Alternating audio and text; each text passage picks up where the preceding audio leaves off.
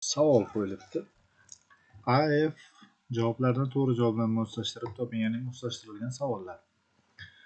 Savolda PV grafik, ya'ni bosimni hajmga bog'liq grafiki berilgan va bu grafikda bir atomli ideal gazni ikkinchi holatdan uchinchi holatga adiabatik o'tishi va birinchi holatdan ikkinchi holatga bo'lsa bosim, ya'ni izobarik holatda o'tishi tasvirlangan.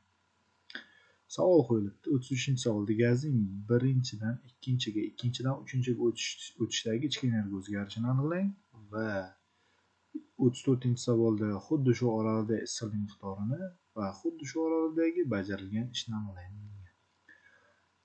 Biz bitta urinishda barchasini ketma-ketlikda topishimiz mumkin.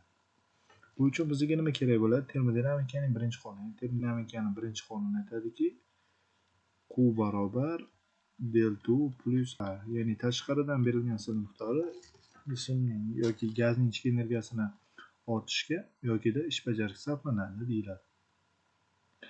Bizda 1 dan 2 ga o'tishga P konstanti jarayon. P konstanti jarayonda berilgan issiqlik miqdori o'zgarishi quyidagi holatni olib kelishimiz mumkin. I taqsim 2 I plus 2 taqsim 2 ko'paygan P delta V.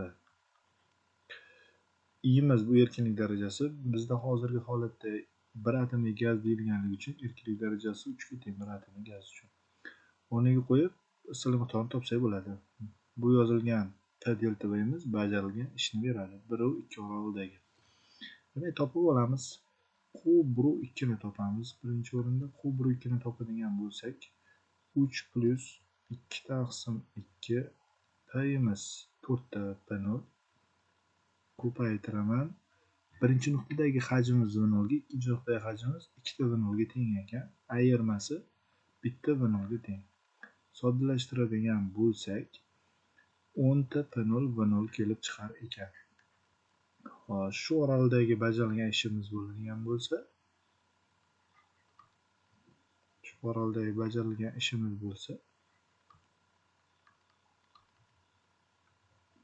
4 ta P0 V0 ga teng bo'ladi.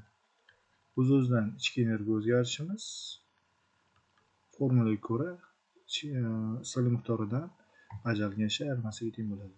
Ya'ni 6 ta P0 V0 ga.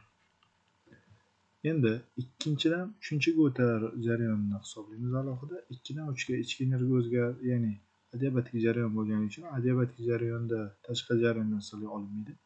Issiqlik miqdorimiz 0 ga teng bo'ladi. Ya'ni biz 34-savolni javobini to'g'ridan-to'g'ri belgilab ketsak bo'ladi. Ya'ni 34-savolning javobi 1 dan 2 ga, 2 dan 3 ga o'tish jarayonida olingan issiqlik miqdori 10 ta P0 V0 o'ziga teng bo'ladi. Ya'ni 10 ta P0 V0 degan javobimiz E bo'ladi. 34-savolning javobi. Xo'sh, tashqaridan issiqlik almashinuvisidan yuz beruvchi jarayon adiabatik bajarilgan. Xo'sh, ichki energiya o'zgarishini hisoblasak, bajarilgan ish ham o'z-o'zidan kelib chiqadi. Ichki energiya o'zgarishi minus A ga teng bo'ladi. Hozirgi holatda bizda 2 dan 3 ga o'tishda hajm ortyapti. Shuni hisobidan musbat ish bajariladi. O'z-o'zidan ichki energiya o'zgarishi manfiy bo'ladi. Xo'sh, musbat ish bo'lgani hisobidan minus saqlanib qoladi. Ichki energiya o'zgarishimiz I taqsim 2 nu R temperaturalar farqi. Mendeleyev Klapen tenglamasiga ko'ra 3-nuqtadagi temperaturani topsak bo'ladi. 3-nuqtadagi bosimni 3-nuqtadagi hajmga ko'paytiraman 3 ta V0 ga va bo'lamiz nu R ga. Mendeleyev Klapen tenglamasiga ko'ra T'imiz bo'ladi PV taqsim nu R ga. Shuni topib oldik. Ayiraman ikkinchi nuqtadagi temperaturani. Ikkinchi nuqtadagi temperaturamiz 4 ta P0 ko'paytiraman 4 ta P0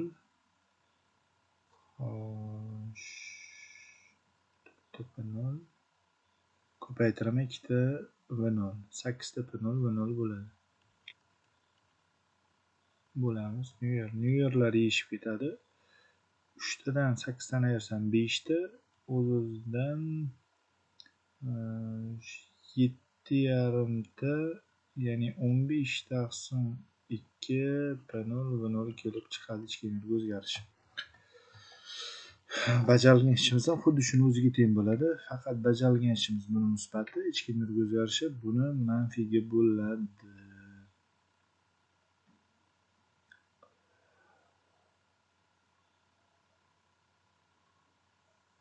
Bajarilgan ishimiz musbat, ichki energiya o'zgarishimiz manfiyligi kelib chiqdi. Nimaga manfiy? Temperatura kamaydi. Mana bu yerda ko'rishimiz mumkin. Shuning uchun ichki energiya manfiy, bajarilgan ish musbat bo'ladi. Xo'p. Demak, minus saqlanib qoladi. Xo'sh, A'imiz bo'ladigan bo'lsa 15/2 P0 V0 ga teng bo'ladi. 2-3 orolda. Delta U'miz 2-3 orolida. Demak, umumiy delta U'ni topadigan bo'lsak, umumiy delta U'miz birinchi holat delta U'miz 6 ta P0 V0 edi. Xo'sh, qo'shaman -7,5 ta. Shunda xo'sh,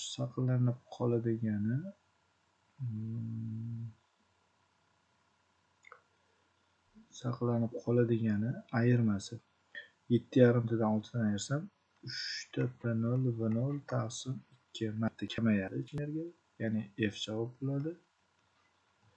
Xo'sh, ya'ni 33 ni savolning javobi F 33. 34-savolni 35-savolning javobi esa 35 ni ham keltirib chiqaramiz. Ichki energiya o'zgarishi bajarilgan ishimiz 4 ta P0 V0 edi 1-2 orolida. Ikkinchi orolida 7,5 ta qo'shadigan bo'lsak, 4 taga umumiy maxraj bersa 8 ta, 8 ga 15 qo'shsam 23 taqsim 2 ta P0 V0 ga teng bo'ladi. Ya'ni javobimiz bu holatda C bo'ladi. Ya'ni 33 ni savolning javobi F ga, 34 niki E ga, 35 niki esa S ga teng bo'ladi.